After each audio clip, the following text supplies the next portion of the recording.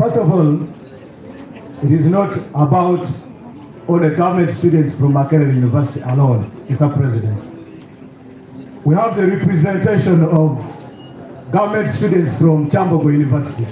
Please stand up and the President sees you around. He's alone because right now as we speak, government students of Chambogo University have an industrial action. They are currently striking, they are on the streets. Therefore, those of us that are here, it's just as late as yesterday. As Churchill and colleagues have said, please get out your gowns, iron them, and you know how we do it. You know the practice, you know the culture of Makerere University. Mr. President, I just want to remind these young men, because of time, about our times. You know, you sang some nice song. Of course, all your songs are nice. The lyrics are nice. But you said that people want to go to heaven, but they don't want to die. I don't know whether people think about them. Think about the lyrics, apart from just dancing themselves around the lyrics. Therefore, I want to empower young men of the Hill currently, that some of us were suspended, not even once, not even twice, but we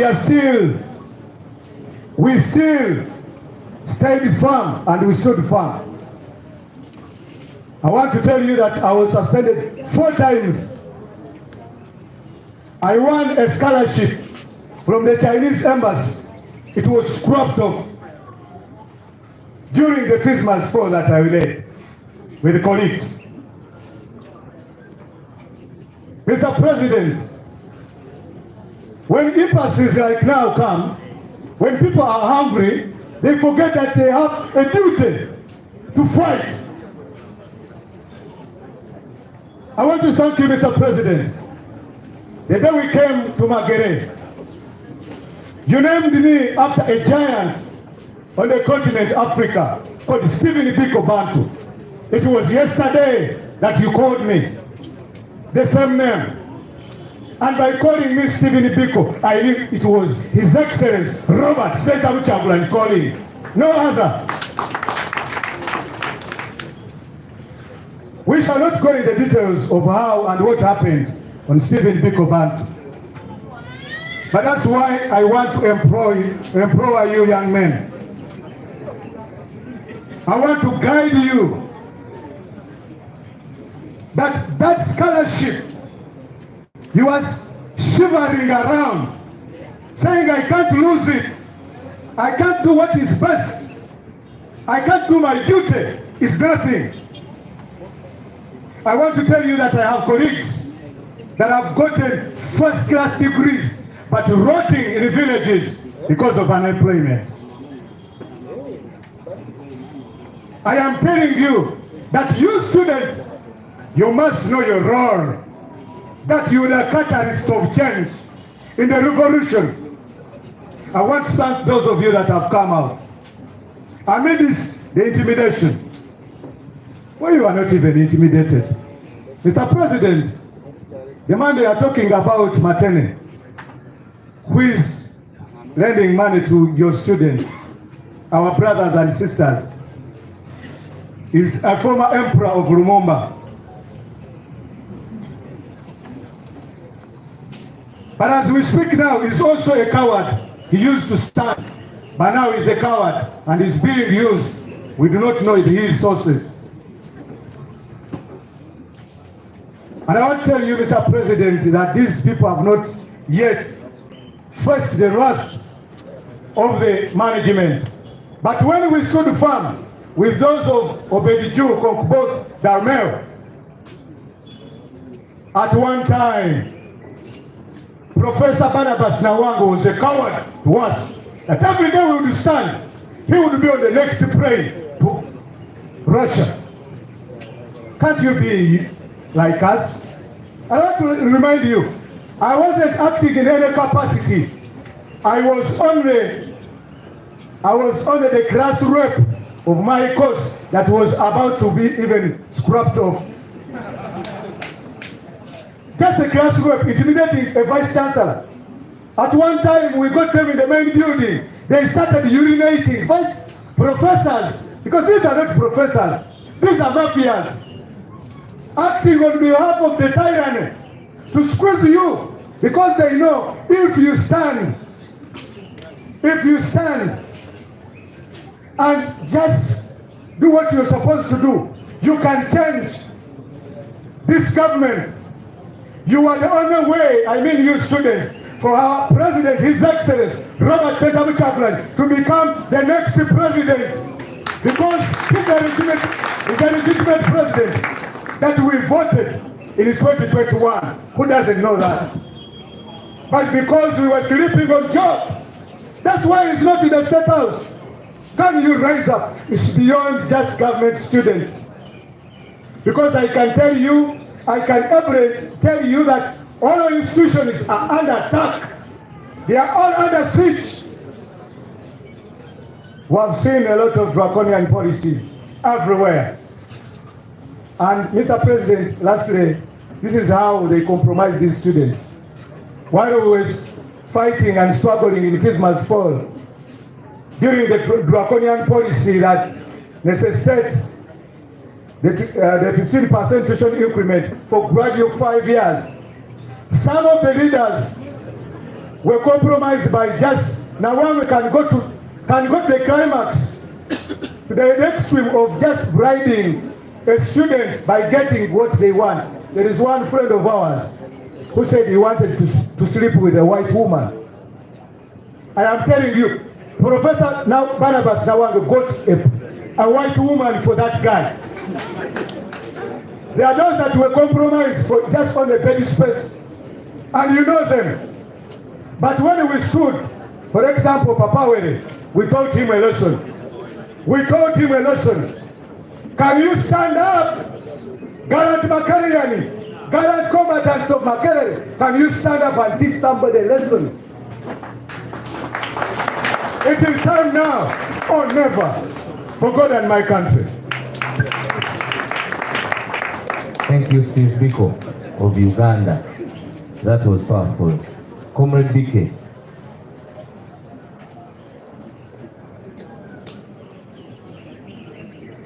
People power, our power, I know you're hungry, so I will not take a lot of time. Gallant but hungry intellectuals. This is a sweet but bitter moment. Sweet in a sense that we get share in friendship and comradeship, but bitter that you're hungry.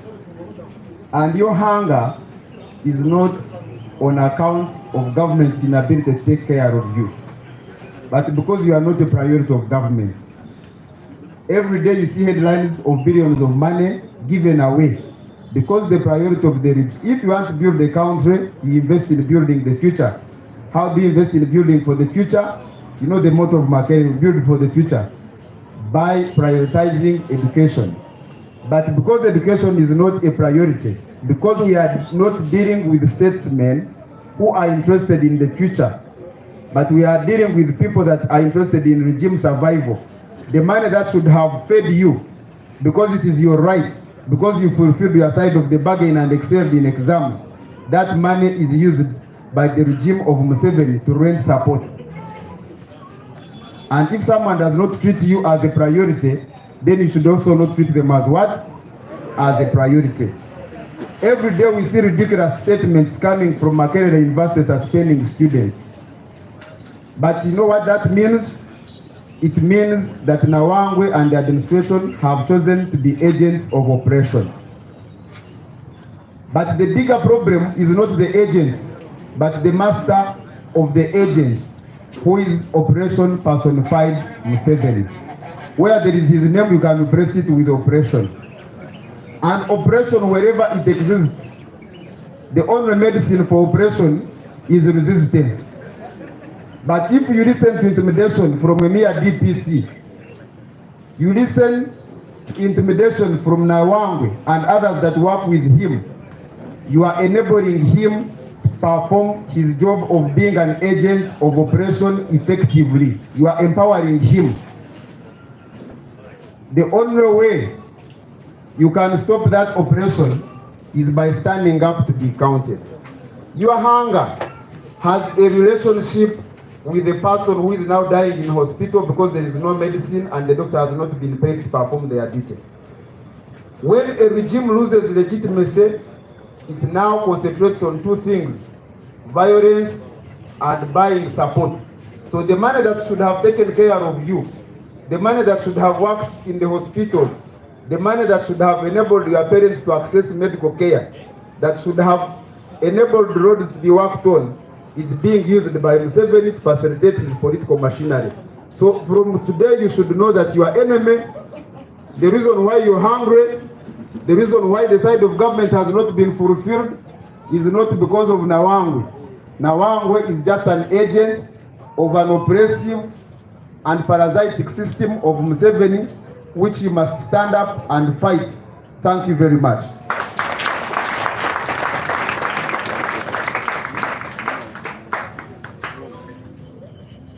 The Secretary General.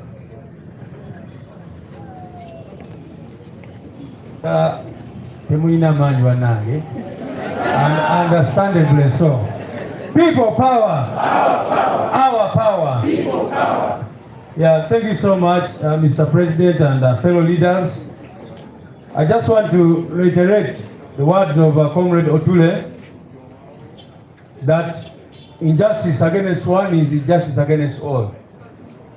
And he clearly said that when it came to private students, government students said this does not concern us.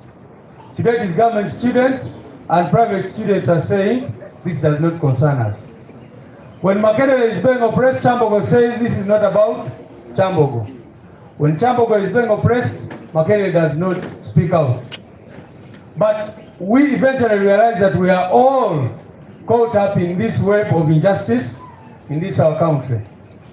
I was listening to your leaders the other day and they told me that some female students have been forced to go into what? Because they are hungry and they are starving. Which is true. How can Makerere students be allowed to go? This one is calling them sleepovers, but they are not really sleepovers. It is terrible. So we must all rise up and resist injustice and impunity. Like my brother Benjamin said, all that is happening is not because the government does not have money. They have more than necessary, but you people are not a priority to them. And yet we are singing that we build for the future, the great Makerere. How can you build for the future when students are hungry and they are starving? And when they rise up to speak, I saw this comrade from Chambogo the other day being picked up like grasshoppers. Right now as you are coming in, I saw police guys here trying to stop you. And the DPC saying you should not come to Kabule because Kabule is going to give you food. I even saw some propaganda which they had put out there to say that NUP has cancelled this event. That we needed permission from police, we did not get it, therefore the event has been cancelled because they are trying to frustrate you in that regard. So, ladies and gentlemen, we need to understand what is going on in this country. For us as a National Unity Platform, we believe in investing in the future of our country. That is why our main priority is healthcare and education. And I can tell you the day our president sits in that state house, which legitimately would belong to him even right now, the things we are going to focus on most importantly are education and healthcare. Why? Because if you invest in the people, you are investing in the future of your country. That is what we believe in. That is what we believe in as the National Unity Platform. It is very unfortunate. I even saw a headline the other day. They were saying that very soon they are going to scrap government scholarship. Instead of increasing, they are just trying to reduce. And that is what they want to do. They want to scrap government scholarship And what will happen to that money? You know what has been going on. We lose over 10 trillion shillings in corruption every single year. Other countries are even having free university education for all students. But here, even the few who are on government scholarship, they are not giving you allowances on time, and they are even contemplating removing all that. So I think the most important call today is rise up and defend your rights. Rise up and fight for a better country. Someone was even telling me yesterday that some government students, the little money you get, you send some of it at home. Because your parents are what? Are poor. So you can see that the problem is not only here, it is a national problem. So when a parent is lucky and their child goes on government scholarship, they know that at least these other children are going to get some money. When that government student is given an allowance, this one who is at Makerere is going to send me some money, and I take the siblings of this one to school. So stop looking at this as your own problem. Look at it as a national problem, and let us fight to resolve it. Without wasting any other time, ladies and gentlemen, allow me to allow you to allow me again to invite the President to speak to us. Thank you very much.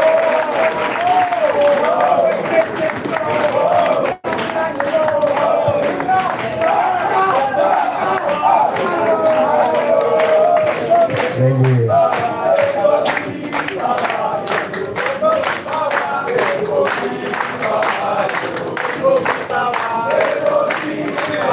Thank you. Thank you. Way, way. Way, way. Emakerere. Emakerere. A student say. Ancestors say. Thank you very much, ladies and gentlemen. Please resume your seats. Now, gallant Makererians, yes. I mean hungry Makererians, yes. And today I'm going to be brief. I wanted the world to listen to you, not to me. Me, I graduated from Makerere 21 years ago. So it is you guys that know the Makerere of today. When I was Makerere, when I was in Livingstone,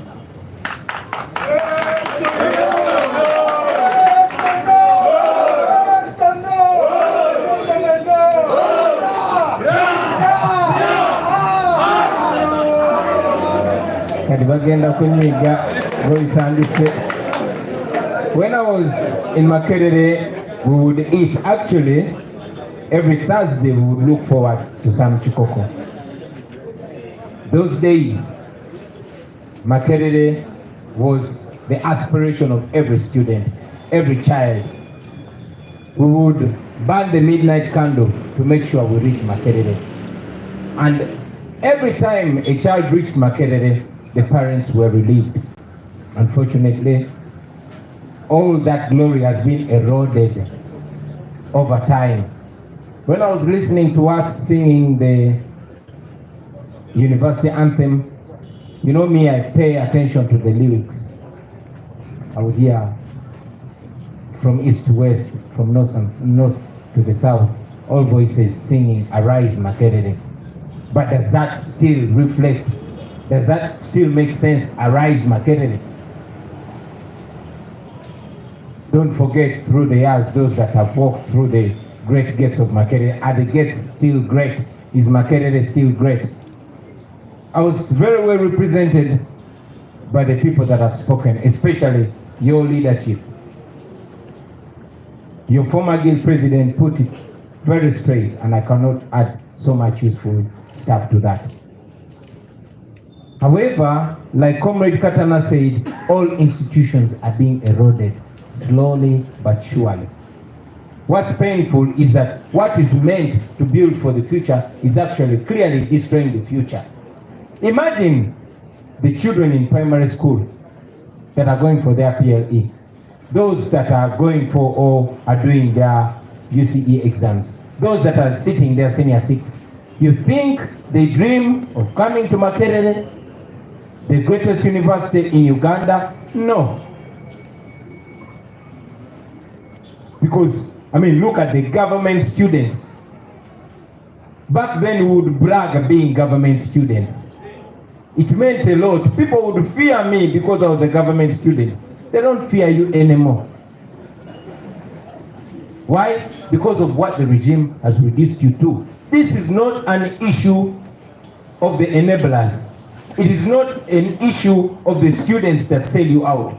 As a matter of fact, it is not an issue of Nawangwe. That's the original planner of all this. And that is General Museveni. And if the guy was gone by now, he would not be here. So, friends, you are on your own. We all are on our own. And therefore, each one of you, each one of us must play a role in the transformation of this country. Everywhere it is dead because that's how they want it to be. They want to reduce you to beggars. But most importantly, they want to beat you down psychologically. To make you believe that you don't deserve anything.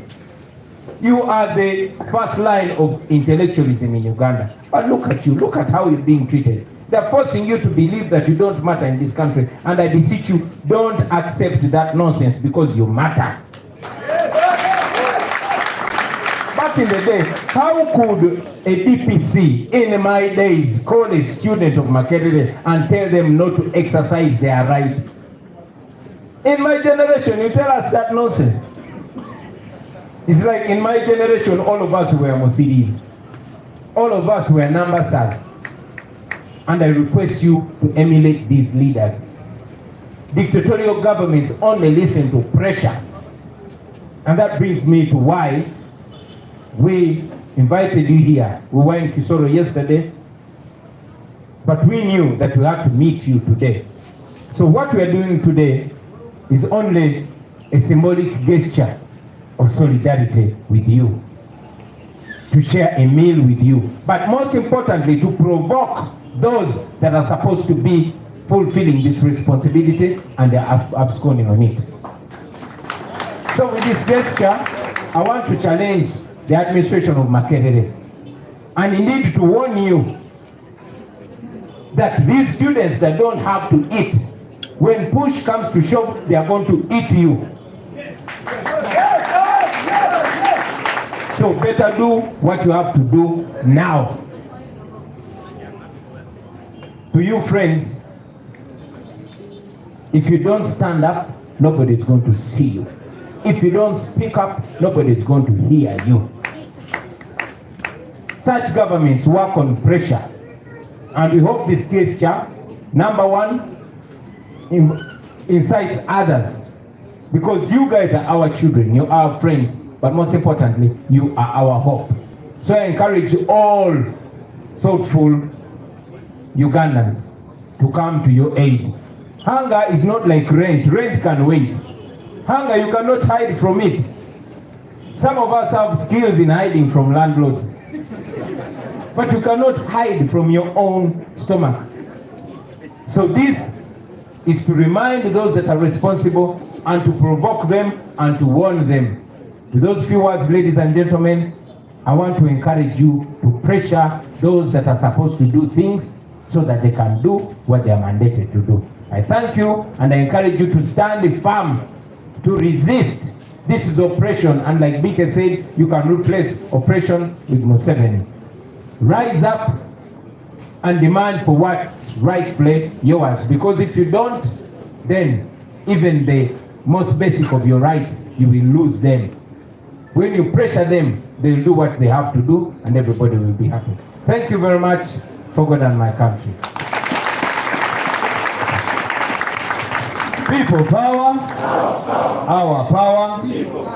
I definitely don't want to be bya luzungu leero, bya luzungu bannange. Leero luzungu, abo mawulire g'Oluganda, mugazze mu Luganda nga munnyonnyola byayogedde mu luzungu. So thank you very much, ladies and gentlemen. We will not take questions. we will interact with you. We will now take the next step of the luncheon.